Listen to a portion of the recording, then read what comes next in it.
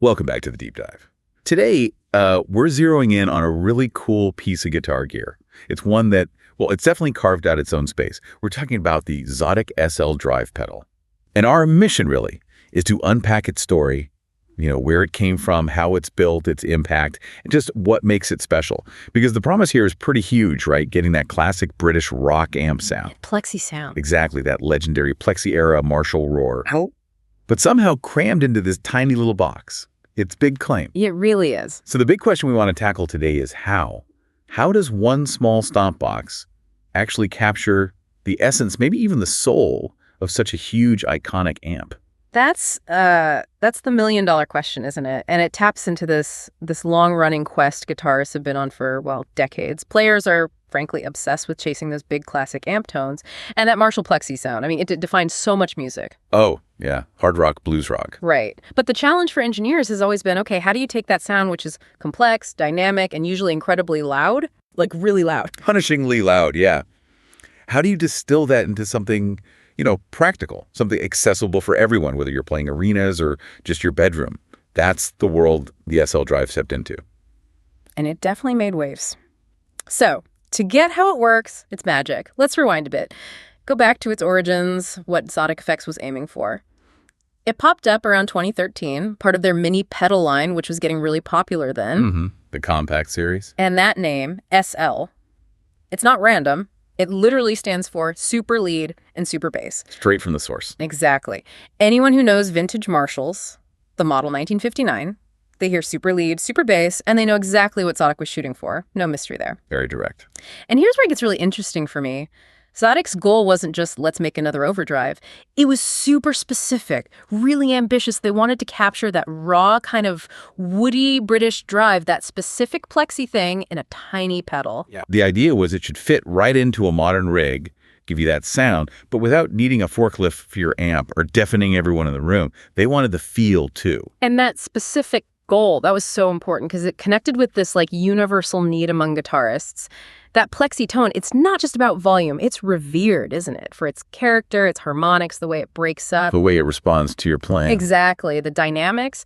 But like you said, getting it the old-fashioned way usually means volumes that just don't work for most gigs or recording or even practicing at home. Forget about it. Plus, the real vintage amps, they're expensive, they're often fragile, need maintenance. Yeah, serious collector's items now. So Xotic understood something crucial. Making that iconic tone accessible. It's not just about the sound, it's about getting it to the players. It was kind of like democratizing a piece of rock history, wasn't it? Bringing that stadium vibe, that character to basically anyone, anywhere.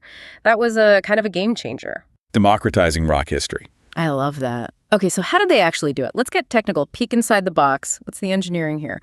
On the outside, it looks pretty simple, right? Analog circuit, 3 knobs, drive, tone, volume. Standard stuff. Familiar territory. And true bypass switching, which is key for a lot of players, means your signal stays clean when the pedal's off. Yep, no tone suck. Important detail. But then you pop the back off, and that's where the secret sauce is hidden. 4 little internal DIP switches. Ah, yes, the tweakability factor. Totally. And these aren't just tiny EQ shifts. They let you choose between fundamentally different voicings. You've got the super lead mode, brighter, more gain, more aggressive. The classic rock lead kind of thing. Right. Or you can flip to super bass mode. That gives you a thicker, darker sound, more bottom end. A bit warmer, maybe rounder. Yeah, exactly. And beyond those main modes, the switches let you do other things too, like fine-tune the EQ a bit or kick in an optional plus 6 dB presence boost. Adds that extra bite and clarity, for sure. And power-wise, it's flexible. Runs on a standard 9-volt battery or adapter. Mm-hmm. But here's a neat trick. You can use a voltage doubler to run it at 18 volts. A lot of players swear by that for extra headroom. Oh, yeah, that makes a difference. We should talk about that. Definitely. Yeah. And despite all this stuff packed inside, it's tiny, like 3.5 by 1.5 inches. And it barely sips power, like 5 milliamps. Fits anywhere. It's genuinely impressive how much they packed in there. That design is really thoughtful, especially those internal switches and such a small pedal. It shows they understood that plexi tone isn't just one sound. There are variations, Yeah. Different eras, different amp settings. Right. Nuances. Exactly. So those switches let you tailor the pedal's core voice to your guitar, your main amp, even the room, without adding clutter on top. Smart. Keeps it clean. And that 18-volt option, it's not a gimmick. It genuinely gives you more dynamic range, more headroom. It makes the pedal feel less compressed, more open. More like a real tube amp responding. Precisely. More touch sensitive. It really reflects a deep understanding of what players, especially tone hounds, are looking for in a drive pedal. Flexibility, yes, but also that authentic feel. And that attention to detail, it absolutely comes through in the sound, in the playing experience. Yeah. Because specs are one thing, but how it reacts under your fingers. Yeah. That's everything. A big test for any amp in a box pedal is how it cleans up with your guitar's volume knob, right? The crucial. And the SL Drive nails this. You roll back the volume, and it doesn't just get quieter, it cleans up organically, the grit smooths out, but you keep the clarity. It feels responsive. Like interacting with the amp itself. Exactly. Yeah. Now, digging into those two main modes, super lead and super bass, the difference is obvious straight away.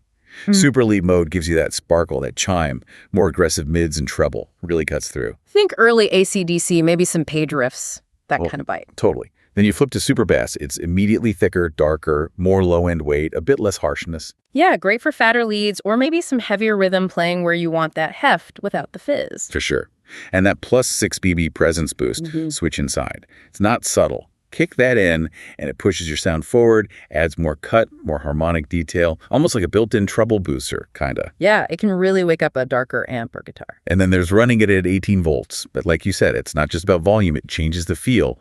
More dynamics, more headroom, especially in the top end, and less compression. It just breathes more, opens up. Yeah, opens up is the perfect way to put it. Feels bigger, more three-dimensional, lets your guitar's own voice come through more, even with the gain up. And if you tie all that together, the cleanup, the two distinct modes, the boost, the voltage option, it gives players immense control. You can really fine-tune it for different guitars, single coils versus humbuckers, for instance, or match it better to whatever amp you're plugging into. Makes sense. A telly into the super bass mode might be perfect, while a Les Paul might sing in super lead. Exactly. But the most important part, I think, is that feel. It doesn't just sit on top of your sound like some effects do. It interacts. It responds to how hard you pick, your vibrato. Like a real amp would. Yes. And that's key for expression. That's what makes it feel less like just another overdrive pedal and more like an extension of your instrument. That's the magic bullet for these kinds of pedals. It definitely seems like Xotic knew exactly what they were doing. So thinking about where it fits, its place in the, the pedal world, it didn't invent the Marshall in a box category, right? There were others before it. Oh, for sure. It's a well-trodden path. But it feels like the SL Drive refined it. What made it stand out was that combination. Tiny size, those clever internal switches, and just the overall build quality. It felt premium. Yeah, solid construction. And it found its niche pretty quickly. It became a go-to for players wanting that plexi vibe without the actual plexi amp, either because of volume, cost, or just convenience. Or for players wanting to add that flavor to a different kind of amp, maybe a smaller combo, or just needing something compact for their board. It really hit a sweet spot. And that speaks to a broader trend in guitar gear, doesn't it? This evolution.